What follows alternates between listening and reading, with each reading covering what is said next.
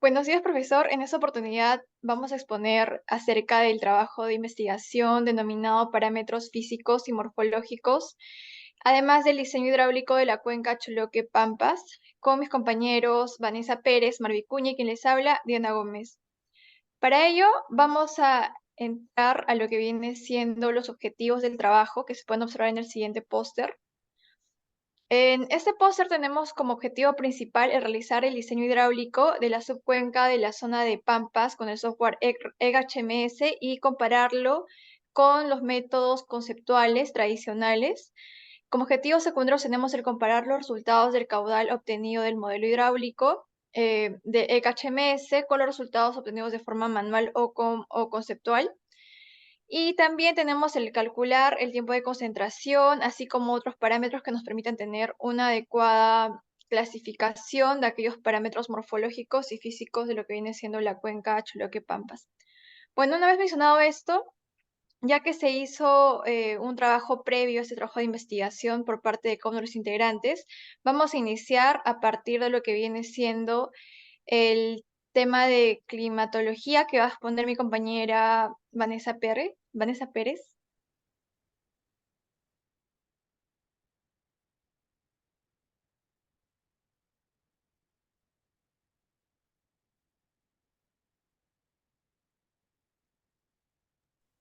Bueno, voy a empezar con la clasificación de la climatología de este lugar.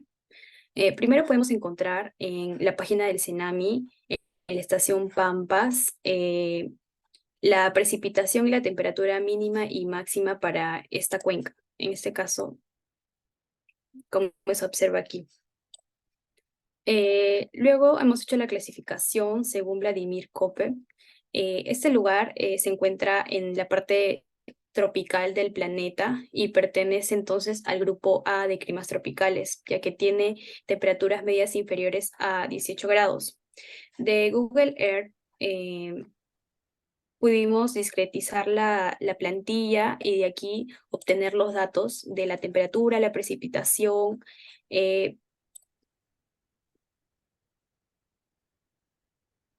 para hacer la clasificación. Escogimos los años del 2019 al 2015 y, por ejemplo, voy a hacer un ejemplo del 2015 que hemos hecho para la clasificación del clima. Por ejemplo, si sería una clasificación ecuatorial, esta no cumple. ¿Por qué? Porque tiene valores menores a 60 milímetros. Luego se hace para la clasificación monzónico y sabana. En este caso no cumple porque los valores tienen que ser mayores a 60 a la precipitación, eh, a la suma de la precipitación anual entre 25 menos 100. En cambio, lo de sabana sí cumple porque es mayor a la fórmula de aquí, que es 82,6. Lo mismo se hizo para el 2016, 2017, 2018, 2019, y se obtuvo que para todos cumplía para la clasificación sabana, por lo que se concluyó que pertenece a un clima tropical del grupo A, de clasificación sabana. Luego hemos realizado el tiempo de concentración, que es lo que va a explicar a continuación mi compañera Diana Gómez. Sí, bueno, iniciando con esto, vamos a poder observar en lo que viene siendo el Word, la parte de explicación conceptual de lo que viene siendo el tiempo de concentración. Para esto se va a usar diferentes métodos que para tener una mejor visibilidad voy a mostrarlo mediante el Excel. Y bueno, a partir de eso vamos a iniciar con hallando el tiempo de concentración mediante el método de Kirpich de 1940. Para ello te piden estos requisitos que se ven en la pantalla. El primero va a ser la longitud del canal desde aguas arriba hasta la salida. Esto ya se calculó previamente para el TI, que era la presentación anterior y previa. Para esto te va a dar una longitud aproximada de 1391, 13.921 metros, disculpa. Y con respecto a lo que viene siendo la pendiente, vamos a tener un promedio de tanto el método de Albor y de ocurrencias de 0.6, y esto ha sido sacado ya previamente en el trabajo anterior. Hicimos 50 ocurrencias y de Albor hicimos aproximadamente unas 10 áreas. A partir de esto, ya reemplazando en la fórmula, nos va a dar un valor del tiempo de concentración de 36.16 minutos. Y a partir de ese tiempo de concentración vamos a obtener un tiempo de retardo, que es la multiplicación del tiempo de concentración por 0.6 de 21.7 minutos. Ahora, con respecto a lo que viene siendo el método de California de 1942, en esta principalmente se requieren dos datos: la longitud de curso de agua más largo y la diferencia del nivel entre la divisoria de aguas y la salida. Para ello, podría mostrar lo que viene siendo el, el software CAD, pero como le comento, ya hayamos hecho previamente en trabajos anteriores, así que aquí se puede observar una cota inicial de lo que viene siendo la cuenca de 4.450 y una final de 1.600, que es aguas abajo. A partir de esto se va a hacer una resta para hallar la diferencia de cotas, y con la ayuda de esto vamos a tener tanto la longitud como la diferencia entre nivel de cotas, y reemplazando los valores en la fórmula vamos a obtener un valor de tiempo de concentración de 55.7 minutos. Con respecto al tercer método, que es el método de Isard de 1946, vamos a observar que existen ciertos parámetros que te piden. Para ello te piden tanto la intensidad, el coeficiente de retardo, la longitud de trayectoria de todo el flujo, la pendiente y bueno, el tiempo de concentración. Para poder ir al tiempo de concentración. Para esto, como ya no piden lo que viene siendo la pendiente de la cuenca, ahora piden la pendiente del flujo, que es algo muy diferente. La pendiente del flujo vendría siendo hallado con los métodos S1, S2 y S3, que también se presentaron en el trabajo anterior. Cada uno de estos dio un valor de 0.21, 0.22 y 0.20 respectivamente, dando un promedio aproximado de 0.21. Este valor ya queda como valor dependiente de flujo. Con respecto a la longitud es igual, ya que es igual la longitud del canal, desde aguas arriba hasta la salida, y que es lo mismo que colocamos también para lo que viene siendo Kirpich, que es de 13.921 metros. Con respecto al coeficiente de retardo, va a ser un valor de 0.06, y esto se va a dar mediante una de las tablas que te, que te pueden brindar este dato de 0.006. Y bueno, bueno, ya. Yendo para la parte ya de reemplazar lo que viene siendo la intensidad de lluvia, esa intensidad usualmente se da con ciertos datos previos que tienes que tener. Por ejemplo, la parte de la precipitación, de acuerdo a una cierta cantidad de años. Esto ya se halló para el tema de los caudales, netamente. Voy a mostrarlo aquí. Y bueno, a partir de esto nos dio una intensidad de 44. Eso lo voy a explicar un poco más a fondo cuando llegue al tema de caudales. Pero es ahí de donde sale este dato, de 44, 44 de intensidad. A partir de eso se va a hallar el tiempo de concentración, el cual va a ser de 100 minutos aproximadamente. Con respecto al cuarto método, eh, el método te pide lo que viene siendo el coeficiente de escorrentía del método racional. También te pide la longitud del flujo superficial, que es el mismo que hemos estado hablando en los métodos anteriores, y la pendiente de la superficie. La pendiente de la superficie se refiere también a la pendiente de la cuenca, es decir, se va a utilizar tanto los datos que hemos hallado para lo que viene siendo ocurrencias y también para lo que viene siendo Albor por método de áreas. El único dato que va a ser quizás algo nuevo de hallar va a ser el término de coeficiente de escorrentía, el cual se va a hallar con esta tabla que se ve en pantalla. Y bueno, el coeficiente de escorrentía se va a ir teniendo en cuenta que nuestro periodo de retorno es de 140 años, ya que nosotros queremos construir un puente, y el puente tiene una vida útil de 40 años y un porcentaje de riesgo de 25%. Entonces, Reemplazando esos valores te va a dar un valor de 140 años de periodo de retorno. Además que, considerando las características de la superficie nuestra es un área no desarrollada. Y aparte de esto es que está dentro de un pastizal, entonces se considera como la parte de pastizales, la pendiente superior, porque ya se puede observar que las pendientes son bastante altas, es pendiente superior a 7%.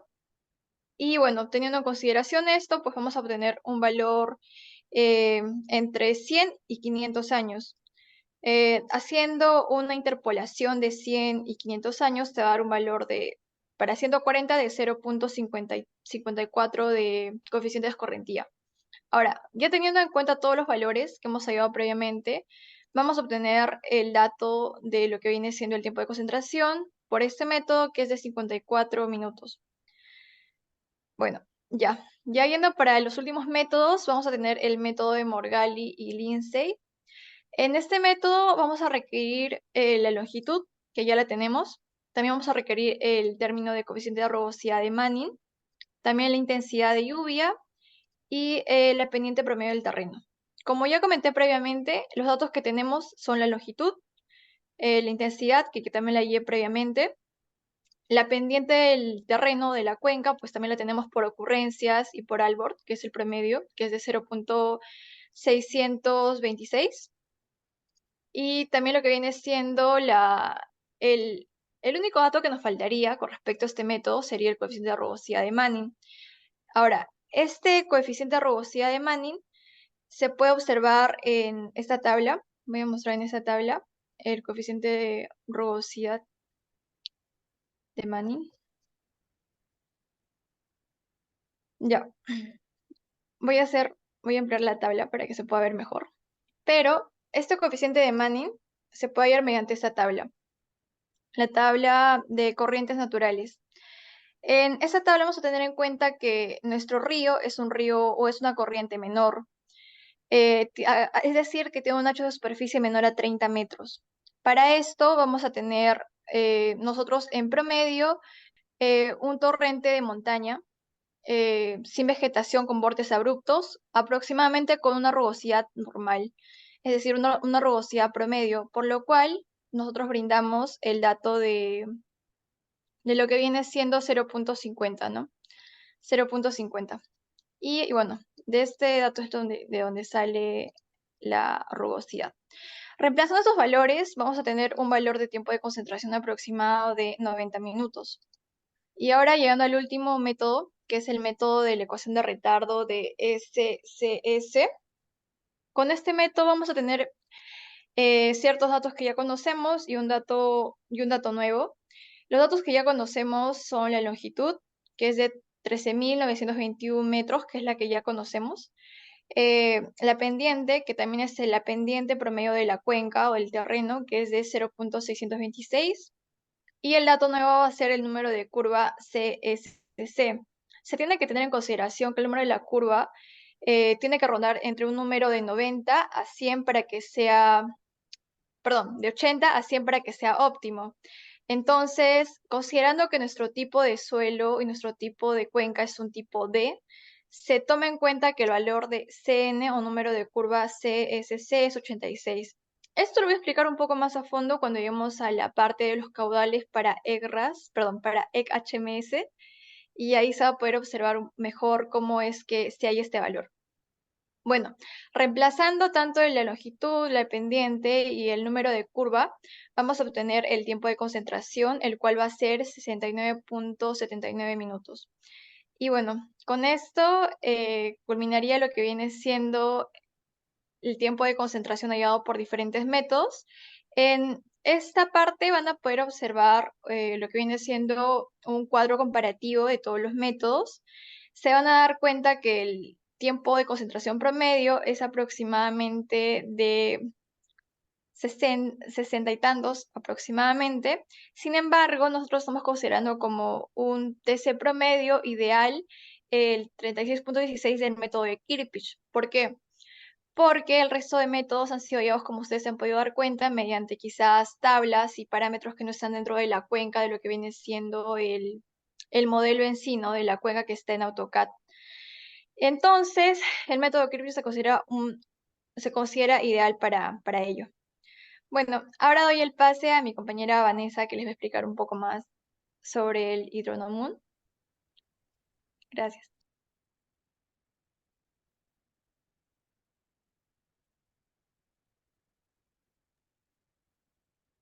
Bueno, para utilizar el software Hidrogomo, en el cual podemos analizar y gestionar los datos hidrológicos históricos, secuencias, analizar multivariable y realizar las predicciones y análisis de las curvas IDF. En este caso hemos hecho la distribución y la variación para el método de Norman, log-Norman, gamma, Pearson 3, log-Pearson 3 y Gumbel-Max. Para los datos de la precipitación en Cenami, en nuestra estación solamente contábamos con data del 2017 al 2022. Entonces, hemos hecho un modelo para los datos que nos ofrece el Cenami y también para los datos que hemos obtenido de la precipitación acumulada de Google Earth, de la data que nos da este. Y bueno, primero voy a explicar para la estación Colcabanga del Cenami, de los datos sacados del Cenami. Bueno, para esta estación hemos copiado toda la data de la precipitación y para cada mes del año hemos sacado la precipitación máxima, como se puede observar aquí, de cada mes. Y luego hemos calculado la precipitación máxima para cada año. Estos datos han sido ingresados en el Hidrogomón y se ha obtenido los siguientes resultados referente a la distribución de las funciones ya mencionadas, la evaluación de los parámetros. En esta parte se escoge la que tiene una variación menor, una desviación menor, y en este caso para estos datos ha sido la de log-Pearson 3 de 0.13. Y hemos extraído también del Hidrogomón el gráfico de la serie de tiempos del 2017 al 2021. Y lo mismo también se puede observar aquí en un gráfico de barras. También hemos extraído el periodo de retorno para diversas estructuras, como puede ser una cuneta, una alcantarilla, un enrocado, un puente superestructura o un puente de 200 a 500. En este caso, por ejemplo, para un puente superestructura, el periodo de retorno máximo sería de 56.8. Bueno, para el análisis de datos, de los datos extraídos del Google Earth, para esta parte hemos realizado del año 1993 al 2019. Estas son precipitaciones acumuladas. Y bueno, hemos colocado la precipitación máxima en el software de los años. Luego hemos hecho el análisis estadístico, como se puede ver aquí, y en el cual habíamos escogido la función Norman, log-Norman, gamma, Pearson.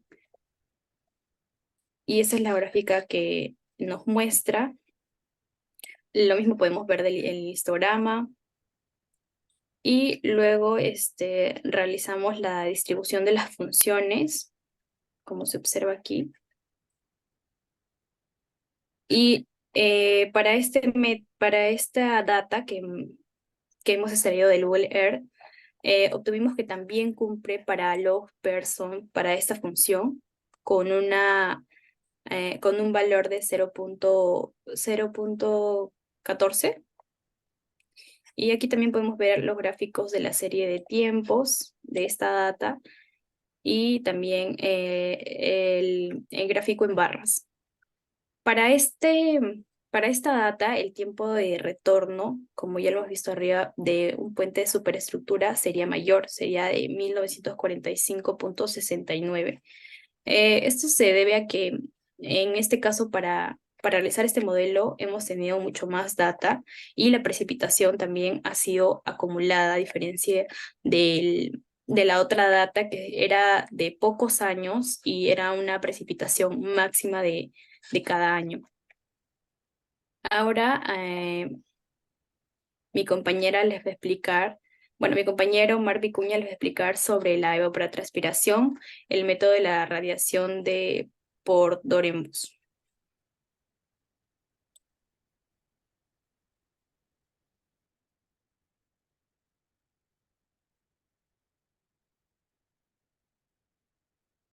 Mm, Bueno, gracias. Bueno, ahora continuando con el tema del cálculo de la evapotranspiración, tenemos el método de Dorem. Bueno, acá como se puede apreciar tenemos el, el conjunto de tablas que hemos utilizado para hallar eh, este método de evapotranspiración. Un momento, por favor, que acá está.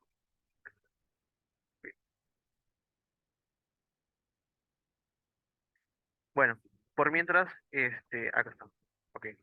Bueno, inicialmente para este método tenemos que tener en cuenta que el cálculo se basa en esta siguiente fórmula, ¿no? En la suma de las dos constantes, el A más B, por la constante o por la variable W por el RS. ¿Y qué es cada uno? Bueno, como se tiene acá en cuenta, el ETP es la evapotranspiración potencial, como ya expliqué, el A y B son coeficientes. El W es el índice de ponderación que depende de la temperatura media del aire y la altitud. Esto, para que se pueda entender mejor, se explicará con mi tabla. El RS, que es la radiación solar recibida en la superficie de la Tierra. Y bueno, para este caso en particular, para esta variable, se tiene en cuenta esta siguiente fórmula que es 0.25 más 0.5 por n entre N mayúscula, todo ello por RA. ¿Y qué es cada uno? Bueno, como ya especificamos, el R es la radiación solar, el N es el número de horas reales de insolación, el N mayúscula es el número máximo de horas de insolación diaria y el RA es la radiación extraterrestre que recibe por la parte superior de la atmósfera expresada en equivalente de evaporación. Bueno, para este caso nos vamos ¿cómo se llama? A nuestra tabla, pero antes voy a mostrarle acá la tabla resumen que es se puede apreciar mucho mejor el tema de los valores que nosotros hemos utilizado para este cálculo, ¿no? Para todo el año ¿cómo se llama? Del año 2000, no me equivoco, era para el 2022, se tuvo estos cálculos. Tenemos los datos de la estación Colcabamba, que se pueden apreciar acá, para cada mes del año 2022. El enero, febrero, marzo, abril, mayo, junio, y así hasta ahí. Bueno, teniendo en cuenta ello, tenemos los datos de las temperaturas máximas y mínimas, la temperatura media promedio, la velocidad del viento, la humedad relativa y las horas de insolación promedio. Bueno, tengo que, tengo que comentar que hasta la temperatura, la velocidad y la humedad relativa, todos son datos que se han sacado de la estación, excepto por las horas de insolación que se tuvo que expresar aparte, ya que no se encontró algún dato dentro de la estación, por lo que se vio reflejado en este cálculo de acá, en esta imagen, en esta figura de acá, en la cual como explico ahí, que para el caso del promedio mensual y anual de la insolación, se buscaron los datos acerca de este componente en la zona de estudio, exactamente en la de Colcabamba. Y bueno, acá como se puede apreciar está el promedio por cada mes durante todo el año, que es un aproximado dentro de todos los años que se pueden calcular. Y bueno, con estos cálculos se utilizaron estos datos para utilizarlos dentro de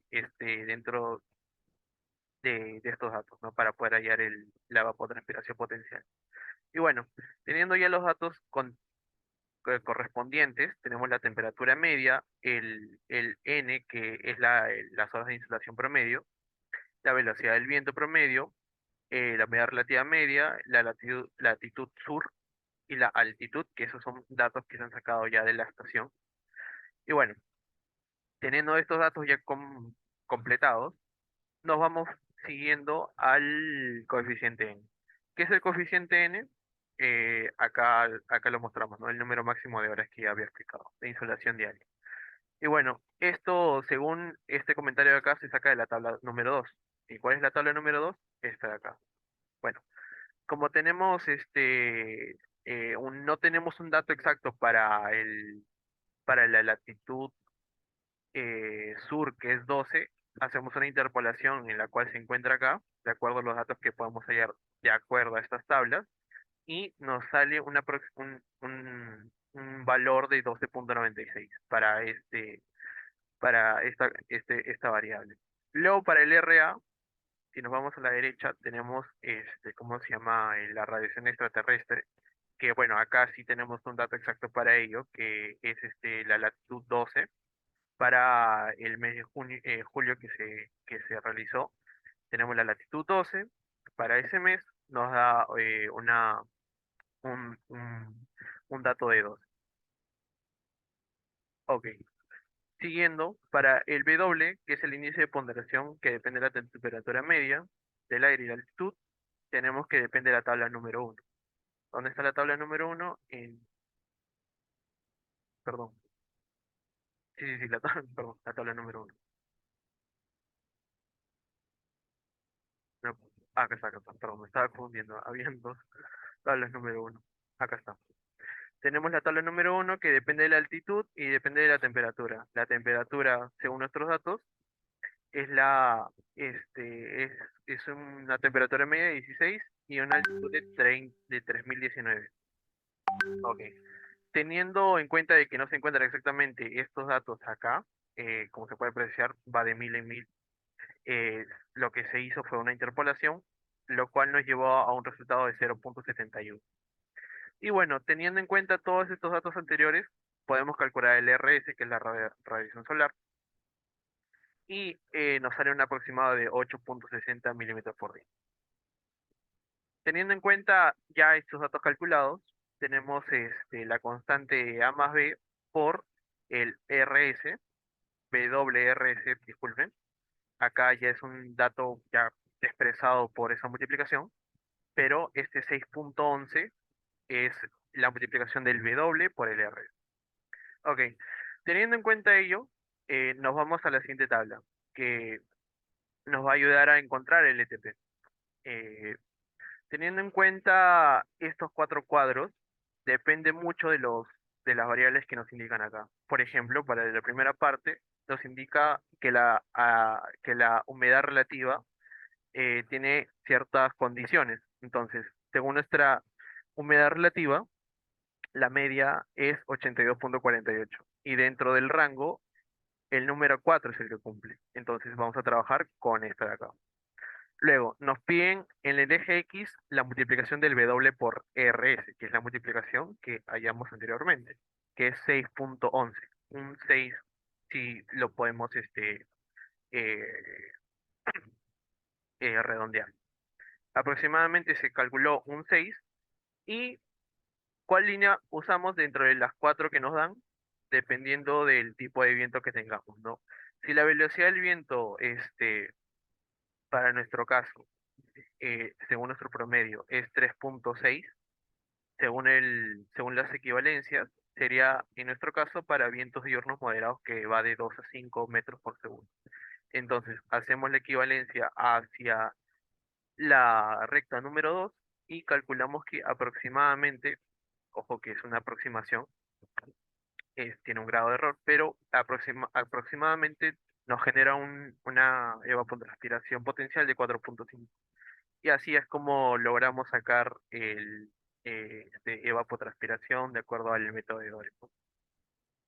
Y bueno, a continuación mi compañera Vanessa les explicará el método de Thornway para hallar también la evapotranspiración potencial.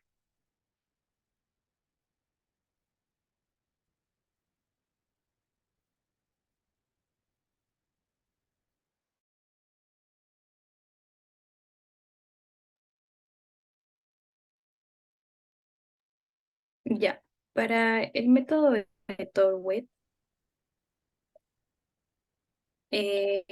bueno, tenemos esta fórmula de la evapotranspiración potencial para los meses de 30 días y 12 horas de luz solar, que es 1.6 por 10 por la temperatura mensual en grados centígrados sobre el índice anual del calor, elevado a un coeficiente que ya explicaremos más adelante cómo se calcula. Bueno, primero hemos extraído la data de la temperatura de un determinado mes, las temperaturas máximas y mínimas, y luego hemos hecho los cálculos para calcular la temperatura media de estos meses. También se ha obtenido el dato de la latitud, porque esto vamos a utilizarlo más adelante para hallar el coeficiente de ajuste. Bueno, se calcula el índice anual de calor con las temperaturas medias y tenemos una suma total de los 12 meses de 70.81. Luego vamos a calcular el coeficiente A, que se utiliza esta fórmula y nos da un valor de 1.61.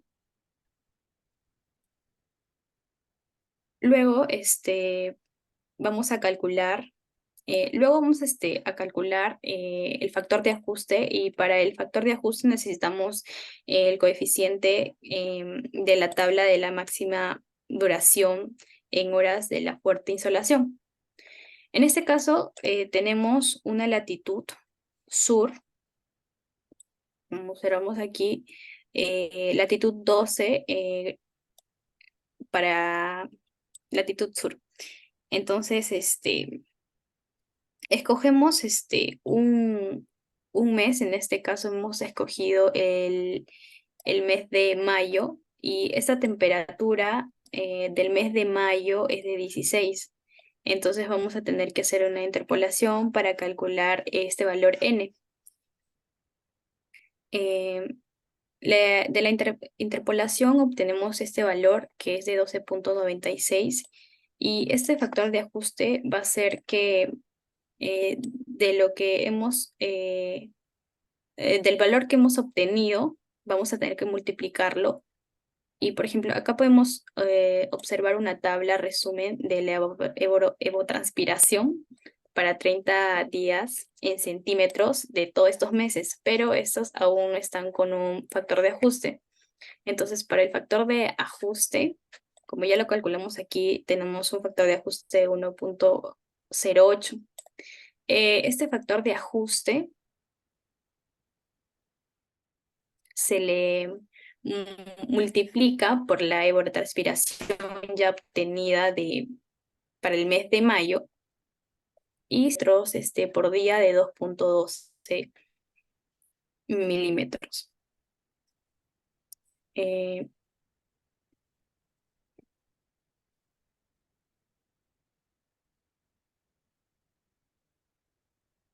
Ahora vamos a pasar al software CrowWatt, el cual hemos realizado para una suma de 31 días del mes. Hemos obtenido también, bueno, de los datos que ya la data que ya hemos extraído, hemos extraído la temperatura máxima y la temperatura media, también los valores del viento y los valores de la precipitación. A continuación, mi compañero va a explicar para diferentes cultivos los coeficientes que he utilizado y los datos que he utilizado para utilizar el software CrowWatt.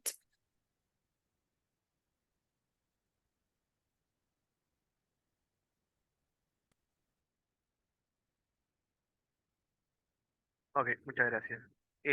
Bueno, como dijo mi compañera, ahora vamos a explicar el desarrollo del CrowPad para los 10 cultivos que hemos tenido en cuenta.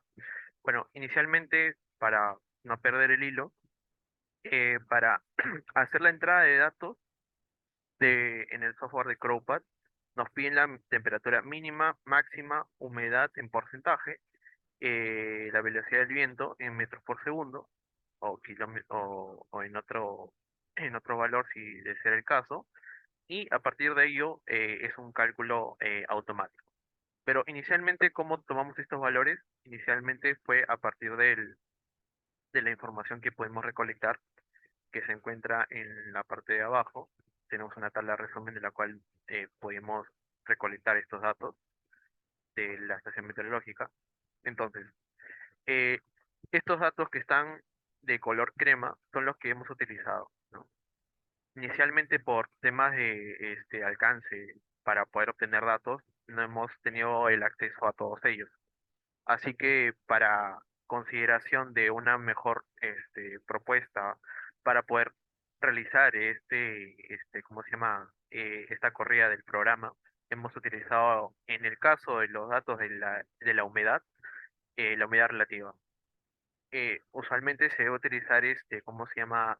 Esta humedad a partir de la temperatura del bulbo seco y bulbo húmedo, pero como no tenemos acceso a esos datos, para, para este caso, para este trabajo, utilizamos la humedad relativa. Ok, bueno, acá simplemente lo que se hizo fue completar la data, la zona de Huancavelica, en la estación de Colcabamba, a una altitud de 3.019 metros, una latitud de 12 grados sur, y una longitud de 74 grados oeste. Colocamos los datos de la temperatura mínima de enero hasta diciembre del año 2022, luego la temperatura máxima de enero hasta diciembre, la humedad en porcentaje respecto a la humedad relativa que hago mención, y la velocidad en metros por segundo, sobre segundo, perdón. Y bueno, a partir de esta parte, lo que se hace es, ¿cómo se llama? Realizar una corrida para que estos datos de las horas de insolación y la evapotranspiración efectiva sean calculados automáticamente, como se puede apreciar acá. Bueno, luego de ello pudimos, el siguiente paso era completar la data de la precipitación, que la cual también nos daba acá, así que no había ningún problema. Completamos la data sin ningún inconveniente y nos daban estos resultados.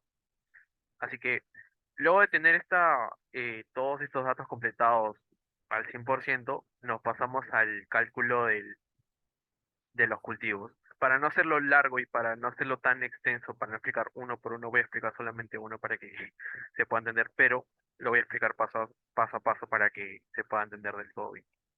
Bueno, uno de los cultivos que nosotros pudimos encontrar que de acuerdo a lo que se pudo obtener dentro de esta página de Bancabelica, para esto, dentro de nuestro trabajo, incluimos toda la zona de Huancavelica para tener un rango más amplio de todos los cultivos que pudimos abarcar. Entonces, dentro de todo ello, pudimos encontrar maíz, choclo, papa, arveja, grano seco, ajo, arveja verde, cebada, frijol, haba, maíz, etcétera, etcétera. Entonces, a partir de ello, nosotros podemos escoger los cultivos que nosotros hemos desarrollado a continuación. Primero, como se puede ver acá, está el maíz dulce. eh, Nos vamos a las tablas que nos ayudan a poder completar los valores en el CROWPAD. Tenemos estos datos del CASE, los valores del CASE para el maíz. Para este caso se considera un maíz dulce. Y tenemos en primer lugar la parte del CASE 1, 2 y 3. En primer lugar se coloca el 0.7 que viene a partir de este valor, el 1.15 que es del maíz dulce en esta zona, y el 1.05 que viene de esta parte. Son los tres valores que se deben colocar y que colocamos en esos lugares. Luego se tuvo, ¿cómo se llama? La duración de las etapas de crecimiento del cultivo. Para este caso, también se considera un maíz dulce, siguiendo la correlación. Y para este caso, nosotros seleccionamos el, ¿cómo se llama? En la fecha de siembra de mayo-junio, aproximadamente. Y lo que hicimos fue rellenar los datos del inicio, desarrollo, medio y final, los cuales eran 20, 25, 25 y 10, así como se observa acá, 20, 25, 25 y 10. Y luego terminamos con los rangos de profundidad máxima, que es esta zona de acá. Para tener en cuenta esto, nosotros para estos datos, nosotros hemos considerado el promedio de esta profundidad radicular máxima, que es esta acá, entre 8 y 1.2, calculamos un promedio, y para este siguiente dato, el cual no puede ser menor a este, tiene que ser igual o mayor, colocamos un valor mayor, de ser el caso, y colocamos un valor de 1.1, que cumple también dentro del rango. Bueno, seguido de ello, nos vamos a la parte ¿cómo se llama? La parte de la data general del suelo. Para explicarlo mejor, tengo una tabla de resumen que se puede apreciar mucho mejor.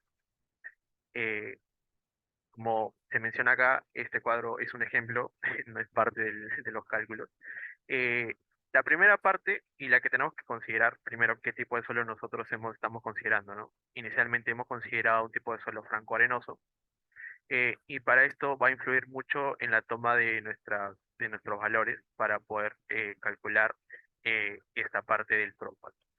Bueno, luego de ello tenemos la primera parte del Total Available Soil Mixture, que en traducción para esta tabla, la cual nos apoyamos de ella, es en resumen la capacidad de campo, que es el CC, menos el punto de marchitez, que es el PMP, lo cual lo sacamos de acá y tenemos este dato de acá.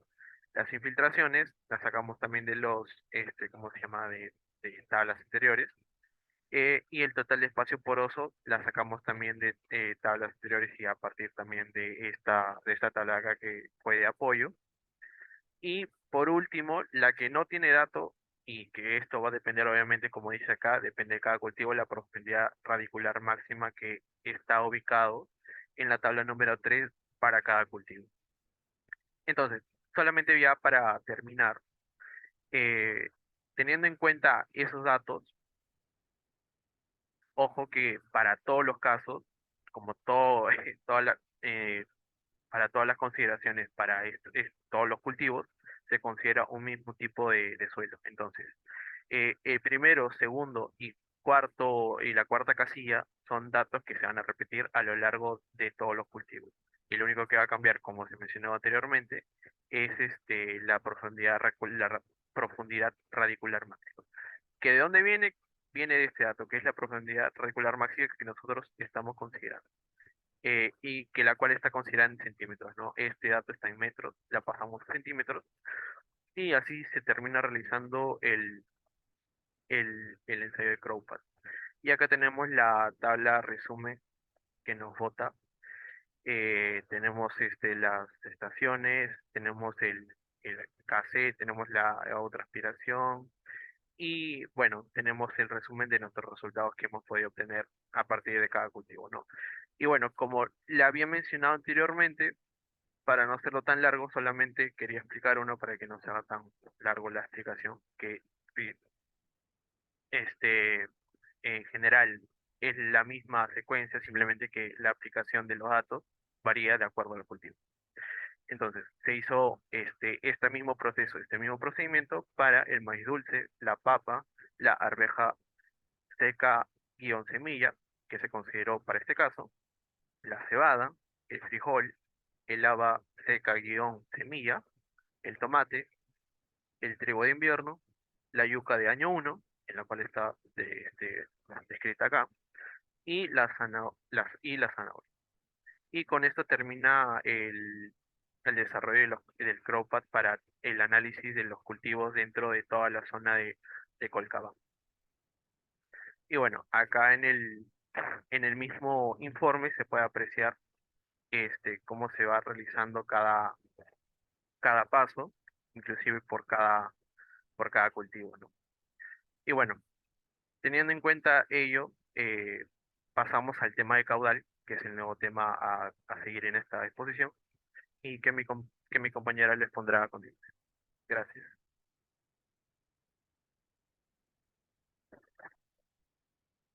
Bueno, con respecto a los caudales, voy a compartir la pantalla para que ¿Se puede ver mejor? Bueno, lo que viene siendo los caudales se van a hallar mediante los datos que nos da el CENAMI principalmente, pero previo a esto tenemos que hallar lo que viene siendo la intensidad. ¿Por qué? Porque varios métodos te piden que al tener este dato ya claro. Para esto voy a ir al Excel, voy a compartir toda mi pantalla y voy a ir para el Excel que tenemos. Bueno, en este Excel se va a poder observar cómo hemos hallado la intensidad.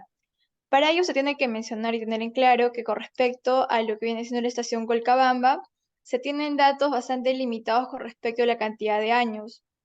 Aproximadamente hemos podido sacar la data de unos 6 años, desde el año 2017 hasta el año 2022, en los cuales se puede observar de todos ellos su precipitación máxima por cada uno. A partir de esas precipitaciones máximas obtenidas de esos 6 años, se va a tener que hallar el valor máximo de las precipitaciones máximas, el cual va a ser en el año 2019 un valor de 46.6. Además, se va a tener que hallar también el valor mínimo, que en este caso va a ser el del año 2021, 32.8. Consecuentemente a esto vamos a tener que hallar la precipitación promedio, el cual va a ser un dato de 39.85. Adicional a eso sería la desviación estándar, la cual vamos a poder hallarla mediante solamente digitalizar la fórmula que ven en la pantalla y va a tener un valor de 5.6. Bueno, a partir de esto vamos a empezar a ver ya la fórmula como tal. La fórmula, como se ve en la pantalla, te dice que la intensidad es igual al factor K, que es un factor característico de la zona de estudio, por el tiempo de el periodo de retorno en años de lo que viene siendo la zona de estudio y de la estructura que vamos a querer nosotros realizar, elevado al factor característico M entre lo que viene siendo la duración de la precipitación o tiempo de concentración en minutos, elevado al factor característico N. Entonces, tendremos que, en primer lugar, hallar los valores de K, M y N, que son los factores característicos. Pero, ¿cómo lo hallamos?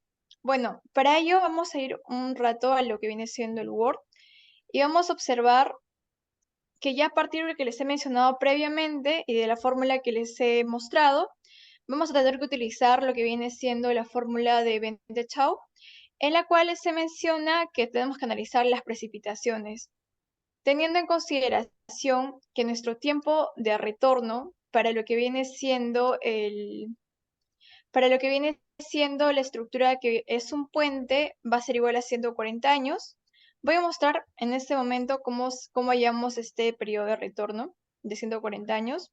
Y bueno, como ustedes pueden ver en la tabla número 2 que se ve en la pantalla, perdón, en la tabla número 2 que se ve en pantalla, eh, vamos a poder observar la fórmula que menciona que de acuerdo al tipo de obra que tú vas a realizar, se asignan ciertos valores máximos. Para ello, vamos a tener en cuenta que nosotros queremos realizar un puente. Es decir, el tipo de obra va a ser puente, el cual tiene un riesgo admisible de 25% y una vida útil considerada aproximadamente de 40 años. Haciendo o aplicando la fórmula, te va a dar un tiempo de retorno de 140 años aproximadamente. Una vez que tú tengas este periodo de retorno, vas a poder tener en cuenta lo que viene siendo este T a partir de 20 chau. Vas a poder hallar el factor de frecuencia, también la precipitación que se va a dar de acuerdo a los valores ya hallados y lo vas a tener que multiplicar por 1.13. Ahora, ¿por qué se multiplica por 1.13? Principalmente porque el factor P, que se tiene que estar corrigiendo, por factores de efectos de fenómeno del niño, tenemos que tenerlo en cuenta que se tiene que dar un valor adicional o un factor de corrección a este dato.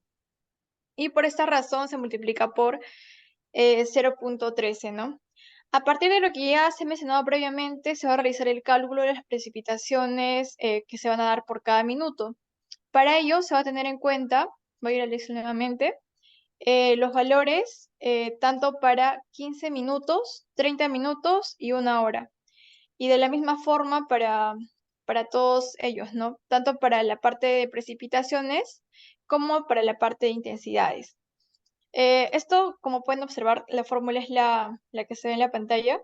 Y eso se va a repetir para cada uno de la cantidad de minutos que se puede observar en la pantalla. Ahora, a partir de esto vamos a tener que hallar los logaritmos para cada dato que se ha hallado, tanto para Vente-Chao, para los de precipitaciones IDF, y se va a dar también en los periodos correspondientes. Se va a dar el periodo de 50 años, de 140 y 500.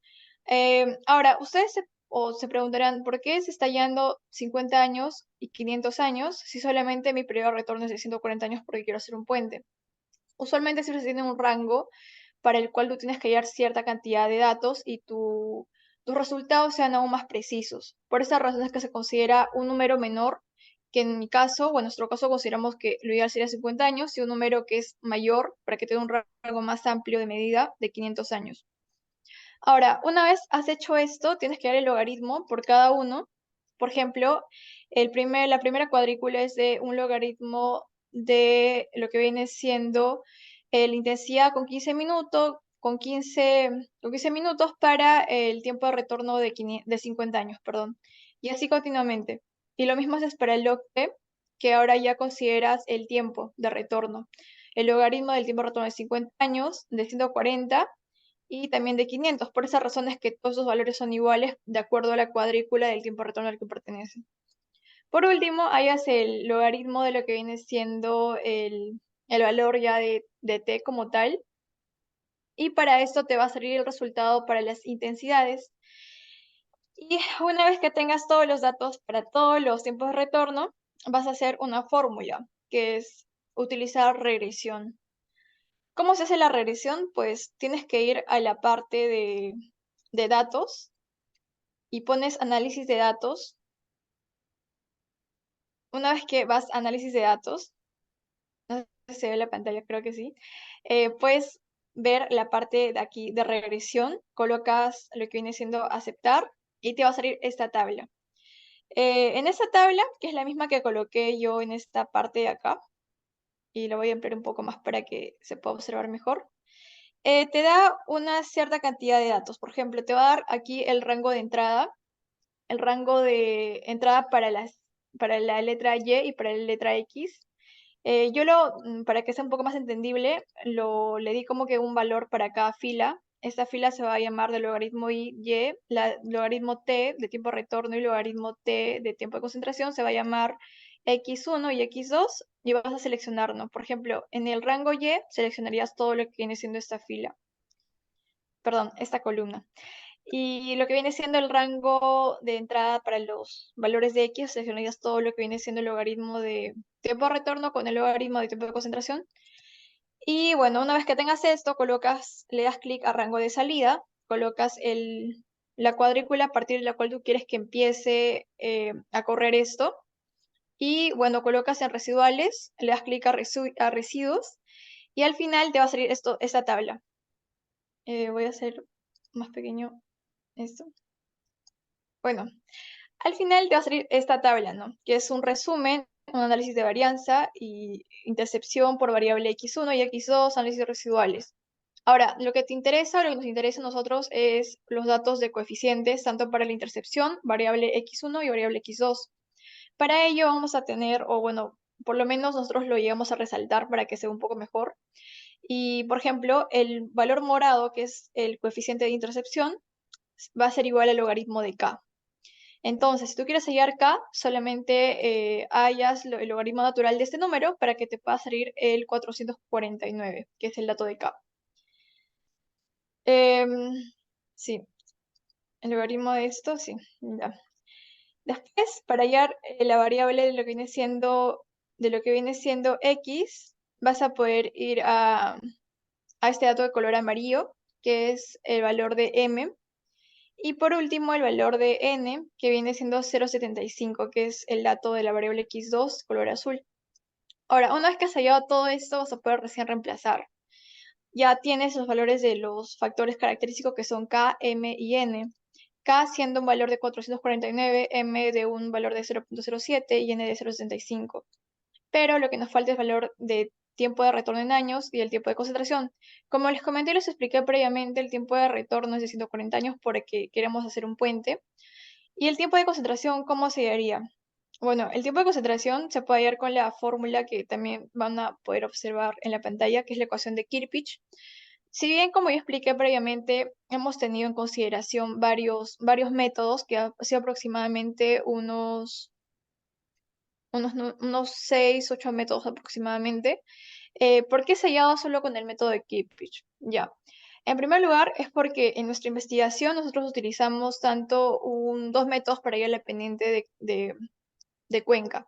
Uno que es ocurrencias y otro que es Albor. Ocurrencias tenía aproximadamente 50 ocurrencias y Albor tenía aproximadamente 10 áreas, entonces eso lo hace un poco más preciso. Adicionalmente a esto hay otros métodos de tiempo de concentración que no tienen los datos tan precisos porque han sido datos hallados mediante tablas y ya que nosotros no tenemos un estudio eh, realizado quizás en la zona como tal, pues los datos siempre van a tener un cierto porcentaje de error. Por esas razones que se considera método de Kirchhoff para todo. Y a partir de este método, haciendo o aplicando la fórmula, pues te sale el valor que ya les he comentado, de 36.16 minutos. Una vez reemplazado esto, la intensidad te va a salir eh, aproximadamente de 44. 44. eh, y una vez que tengas esta intensidad, como se mostró aquí en la pantalla, que es eh, ese valor de la intensidad, vamos a poder iniciar con los métodos para hallar el caudal. Ya. Ahora, con respecto a los métodos, vamos a tener dos tipos de formas de hallar el caudal. El primero va a ser mediante métodos conceptuales y el segundo va a ser mediante métodos numéricos o matemáticos, usualmente aplicado a softwares como viene siendo el ECHMS. Yo voy a explicar en esta primera parte la parte de métodos conceptuales para hallar el caudal. El primer método conceptual para poder hallar este caudal va a ser el método racional. Para esto voy a ir nuevamente al Excel y voy a desmarcar esto. Ya. Ay, no. No sé por qué está así, pero igual no hay problema por eso. Ya bueno, mediante este método, si página, no. No sé por qué sea así, pero ya. Bueno, voy a mostrar de esta forma. Ya bueno, con respecto al método racional, que es justo este método que está al centro. ¿Por qué estoy empezando con el que está al centro? Porque quiero especificar que justamente este método, pues es un método que tiene ciertos requerimientos. Entonces, uno puede utilizar un método racional si tu cuenca es mayor a 10 kilómetros cuadrados. En nuestro caso, nuestra cuenca mide 53 kilómetros cuadrados. Entonces, es bastante, no es recomendable para nuestro tipo de cuenca. Aún así, se hizo el análisis con método racional de todos modos. Y bueno, ¿no? Para más que nada tener un rango de comparación y ver realmente cuánto es el error con el método racional y el método racional modificado. Pero ya que ambos métodos te piden prácticamente casi los mismos datos a comparación del método racional modificado que te pide un dato adicional, voy a explicar el método racional modificado en primer lugar. Bueno, el método racional modificado va a pedirte ciertos parámetros. En primer lugar, este método te da una fórmula que viene siendo esta fórmula que se ve en la pantalla, que viene siendo que el caudal es igual al coeficiente de escorrentía por la intensidad por el área de la cuenca por el coeficiente de uniformidad entre 3.6 o también puede ser multiplicado por 0.278, que es el valor que te da la división de 1 entre 3.6. Una vez que has hallado una vez que ya tienes clara esta fórmula, podemos ya ir a la parte del Excel, que el primer paso a considerar para este método sería el tema de hallar la pendiente de la cuenca. La pendiente de la cuenca, como ya les he comentado, pues se halló por dos métodos. En promedio sale 0.6, perdón. Con respecto al periodo de retorno, que también es el paso 2 para hallar mediante este método, también lo expliqué previamente. que es mediante la fórmula, pues haya un periodo de retorno de 140 años aproximadamente. Y bueno, acá se puede ver, ¿no? La fórmula que es igual al riesgo es igual a 1 menos paréntesis 1 entre 1 sobre el tiempo de retorno eh, elevado a lo que viene siendo n o lo que viene siendo el valor de vida útil, perdón. Y una vez que tengas esto ya en claro, vamos a poder tener en consideración que el tiempo de retorno es 140 años. Bueno, ya. Una vez ya pasando a lo que viene siendo el tiempo de concentración, que también lo he explicado, pues el tiempo de concentración se ha utilizado Kirchhoff, que te da aproximadamente un tiempo de concentración de 36.16 minutos. Ahora, ¿por qué es importante el tipo de concentración si hemos llegado a la linacidad? El periodo o perdón, el cálculo de caudal por método racional modificado te pide un cálculo de coeficiente de uniformidad que es K. Este coeficiente de uniformidad que es K se va a hallar mediante el uso de lo que viene siendo el tiempo de concentración, pero en horas. Entonces, nuestro dato que teníamos del tiempo en minutos, que era de 36.16, lo convertimos ahora desde 0.6. Este dato, reemplazado en la fórmula que se ve en la pantalla, va a ser igual a lo que viene siendo un valor de 1.04 aproximadamente, lo cual te va a dar un coeficiente de uniformidad de 1.04. Ahora, el coeficiente de escorrentía en sí, bueno, aquí encontramos dos tipos de tablas. Ya les expliqué también cuando expliqué el tiempo de concentración cómo se halló. Y es que, bueno, en esta cuestión de escorrentía, principalmente me guié de esa segunda tabla, ya que tenía el dato del tiempo de retorno, que era de 140 años, y también el área no desarrollada, que era el tema de áreas de cultivo. La pendiente es alta, como se puede observar acá en la pantalla, que es algo que no pude mostrar anteriormente. Si se dan cuenta, la diferencia de cota, por ejemplo, la cota acá, que es la cota menor, es aproximadamente de 1600 y la cota mayor es de, es de 4450. Y la distancia, pues la distancia no es mucha que digamos, ¿no? Aproximadamente tiene 13.921 metros. Entonces, la pendiente es bastante alta. Por esa razón es que se considera el valor ya haciendo una interpolación de 0.54 aproximadamente, ¿no? Ya, bueno. Ahora, una vez que hemos hallado esto, pues ya tenemos el valor de lo que viene siendo la intensidad de precipitación máxima, que es lo que hemos hallado anteriormente, que era de 44. Una vez reemplazando ya estos valores, vamos a tener ya esta tablita que se va a observar aquí. El K, como les comenté, es 1.04, el coeficiente de escorrentía es de 0.54, la intensidad es 44, el área de 53.13 kilómetros cuadrados, lo que te da un caudal aproximado de 363 con respecto a las unidades de metro cúbico entre segundo. Ahora, ustedes, para que se puedan comparar mejor este método racional con el método racional modificado, pues hay una cierta diferencia, no es tanta la varianza, pero lo que se tiene acá presente es que el método racional modificado es el adecuado para poder hallarlo, ¿no? Ya, ahora, una vez que se este método racional modificado, vamos a poder pasar a lo que viene siendo el método de MACMAT. Este método de MACMAT, pues también te pide como requisito no tener el área de drenaje. En nuestro caso, el área de drenaje, como ya se mostró antes y bueno, se puede mostrar también ahora. El área de drenaje es de aproximadamente, bueno, aquí está el dato. En kilómetros cuadrados este valor es 53.13 aproximadamente. El área de drenaje, la cota mayor, como ya mostré previamente, es 4.350 y la cota menor 4.600. La longitud entre cotas es 1.391, perdón, 13.921 metros.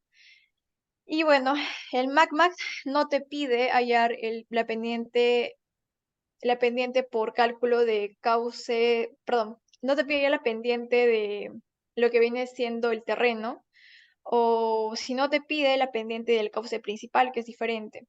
Para eso se usa el método S1, S2 y S3 que salió en el día anterior y te da un promedio de 0.21 para tu pendiente. Ahora, la unidad de la pendiente también es distinta, si se dan cuenta, la unidad cambia. Para pasar de esta unidad a esta otra unidad, tiene que multiplicar por 100. y entonces el valor final de la pendiente sería 21.42. Ahora, el cálculo de periodo de retorno en años, pues es lo mismo que hice anteriormente, 140 años. El cálculo de lo que viene de tiempo de concentración también es el método de Kirchhoff, que es usado también para este método. Y bueno, acá lo que cambia es el coeficiente de escorrentía, que se halla mediante la suma de tres valores principales, el C1, C2 y C3. El C1 es la función de la cobertura vegetal, el C2 es la función de la cobertura del suelo y el C3 es la función de la topografía. El C1, pues como la función de la cobertura vegetal en nuestro lugar de trabajo, en nuestra zona de estudio es de aproximadamente de un 86, se encuentra entre el rango de 80 y 100. Entonces, el C1 va a ser igual a 0.2 en nuestro caso. El C2, como se encuentra en perdón, el C2 como es una textura media, ya que es un franco arenoso, sería un valor aproximadamente de 0.16 para textura media. Y la topografía, pues como es una pendiente súper grande, como yo les he mostrado, sería la última pendiente, incluso es aún mayor la topografía con respecto a la pendiente, pero se considera el mayor que 0.15. La suma de estos es 0.43. La intensidad también es la misma, que es 44, lo que les mostré previamente, y bueno, a partir de esto vamos a poder reemplazar los valores para el caudal. El caudal, la fórmula es esta, 0.0091 por el caudal por la intensidad por el área, elevado a los 4 quintos por la pendiente del cauce principal, elevado al 1 quinto. Y bueno, te da como resultado 303 metros cúbicos por segundo. Ahora, el cuarto método para hallar el caudal de forma conceptual va a ser el método de Burkill. Este método es necesario ya como que mencionar que nos ha dado el caudal menor, así que vamos a ver por qué cambia. El cálculo de la pendiente va a ser igual a 0.6, perdón. Pasándole las unidades que también este método te pide, sería 62.64. El tiempo de retorno es 140 años. El caudal pues se da mediante la siguiente fórmula. Y prácticamente lo que va a cambiar, el único dato es el tipo de superficie, que es el C. El tipo de superficie en nuestro caso, bueno, consideramos un campo deportivo, ya que no hay calles pavimentadas, tampoco hay calles comunes, y no hay un poblado con plaza o calles de grava. Así que consideramos el 0.25 por esa razón. Al reemplazarlo se da un valor de 42.37 metros cúbicos por segundo. Y bueno, esto sería todo con respecto hasta el cuarto método. Los siguientes métodos van a explicarlo mis compañeros y les doy el pase a ellos.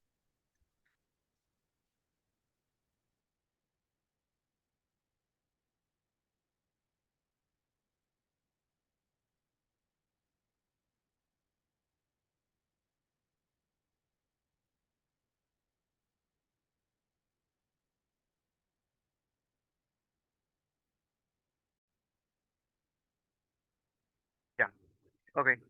Bueno, continuando con los siguientes métodos, nos quedamos, bueno, a partir de mi resolución, yo voy a exponerles, acá está, el, el método de Kresnik, con el cual voy a empezar. Ok, primero, para tener en cuenta de qué trata la fórmula, que es esta mostrada a continuación, ¿cómo se llama? Como es obvio, el Q es el caudal máximo, el alfa que está ahí es el coeficiente que es 0.03, es un rango de 0.03 a 1.61, y el área de drenaje en kilómetros cuadrados. Obviamente, con el tema de los cálculos previos antes ya hallados, ya tenemos el área de drenaje que ya está mostrado ahí a continuación. Eh, bueno, como este método es un tanto sencillo, voy a tratar de ponerlo lo más breve pero directo posible. Así que, bueno, primero, en primer lugar, habiendo ya tenido el área de drenaje, se tiene que es 53.13 kilómetros cuadrados. Bueno, y para el coeficiente que se usará es de 1.61. Este es un coeficiente que simplemente es un valor que se puede tomar en consideración, como se llama, de acuerdo a cualquier criterio. Para nuestro caso, hemos considerado que para este trabajo se va a utilizar un 1.61. y bueno, el cual está dentro, obviamente, del intervalo que se expone. Bueno, aplicando la fórmula se tiene este desarrollo para el caudal, el cual finalmente nos da un caudal de 351,42 metros cúbicos por segundo.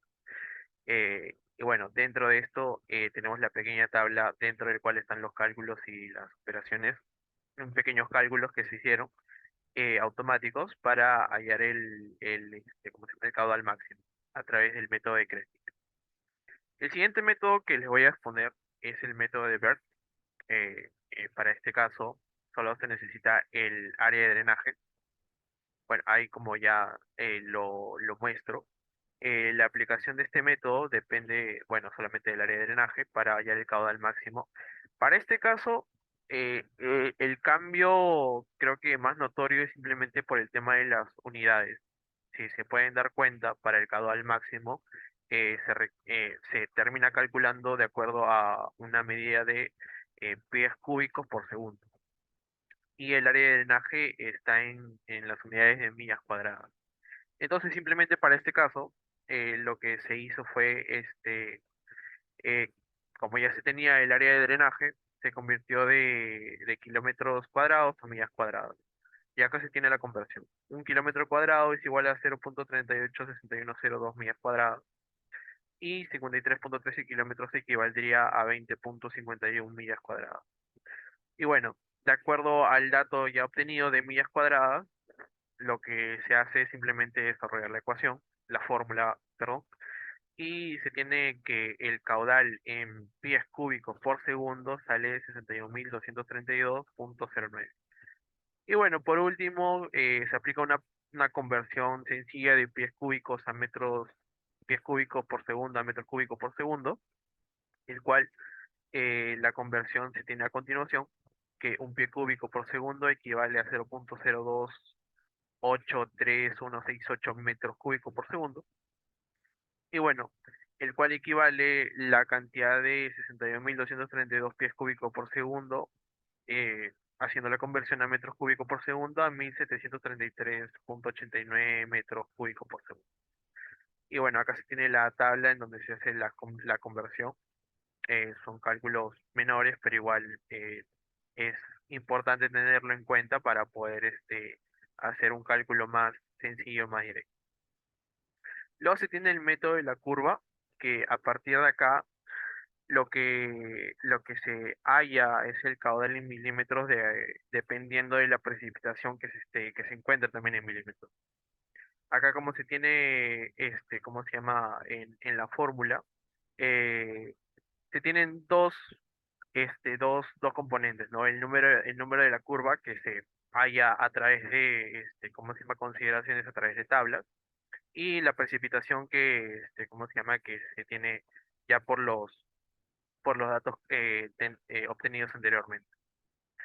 Bueno, en primer lugar, se considera una cobertura vegetal que se puede considerar prácticamente un 100%.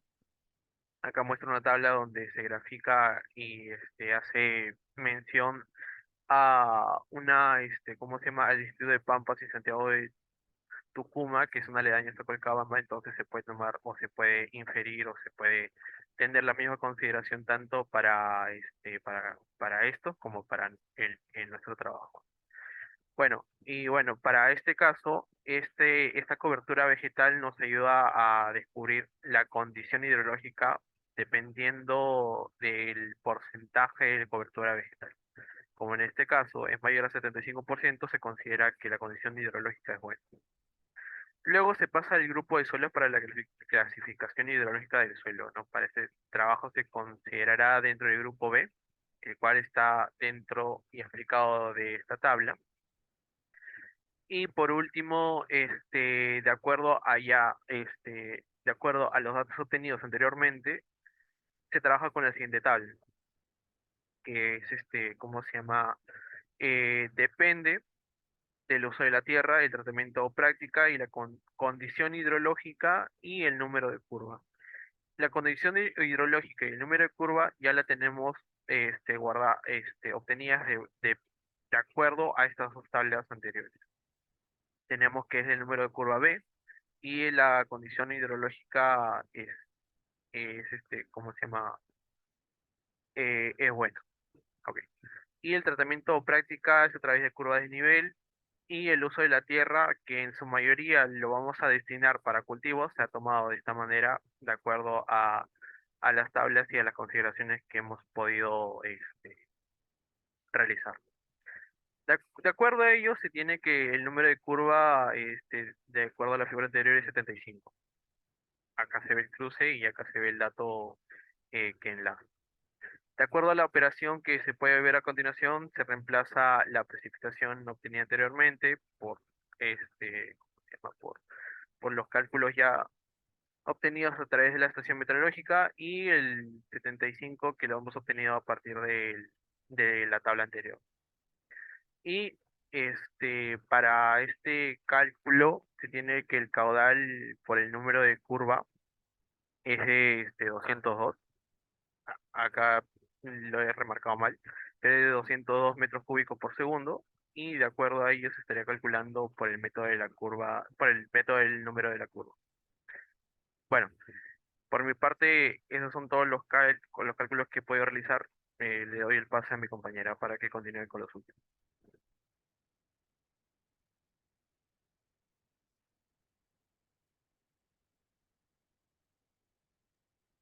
Bueno, yo les voy a mostrar los cálculos que he realizado para el método de Nash y Lebedew.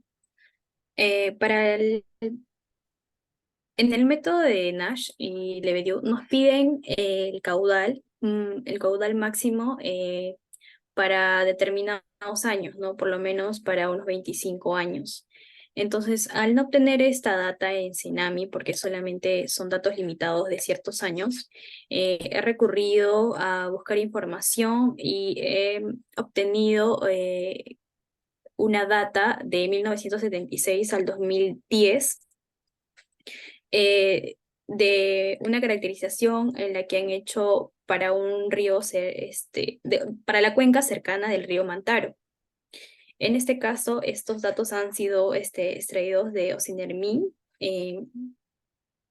para, para esta cuenca que han realizado es la 24L, pero delimita con las cuencas 25N de Pampas, que es nuestro caso de estudio. Entonces, bueno, con la data obtenido de estos años, primero hemos ordenado de mayor a menor, luego hemos hecho el promedio de estos datos para calcular los siguientes datos. Y bueno, hemos hallado estos valores para simplificar estas fórmulas que vamos a utilizar para hallar el caudal máximo de acuerdo a la estructura. Entonces realizamos estos cálculos para cada año con el caudal y realizamos la suma de estos datos. Y bueno, con la simplificación de estos cálculos, primero obtuvimos el coeficiente XM, luego la del valor B y A. Y luego hemos considerado un puente un puente superestructura de 175 años, en la que el caudal es 1568, pero hemos hemos hecho el cálculo final para para el caudal máximo. En este caso se da para el puente superestructura, que es para 500 años. Realizamos también los cálculos para los siguientes coeficientes de la fórmula, que finalmente se obtiene un caudal máximo, como lo tenemos en, la, en el informe.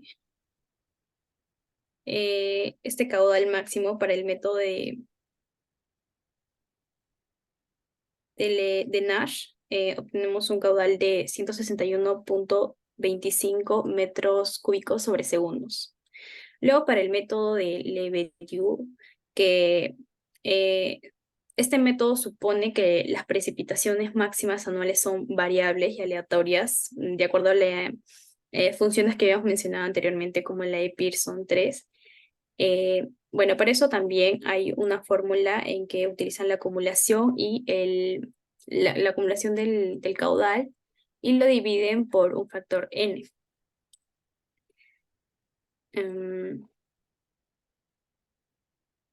Bueno, aquí les voy a explicar el método de Lebedew.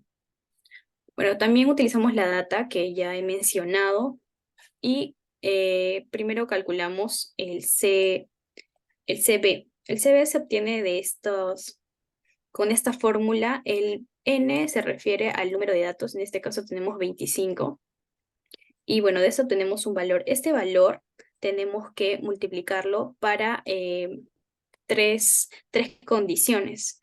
La condición de deshielo, tormenta y tormentas ciclónicas. De estos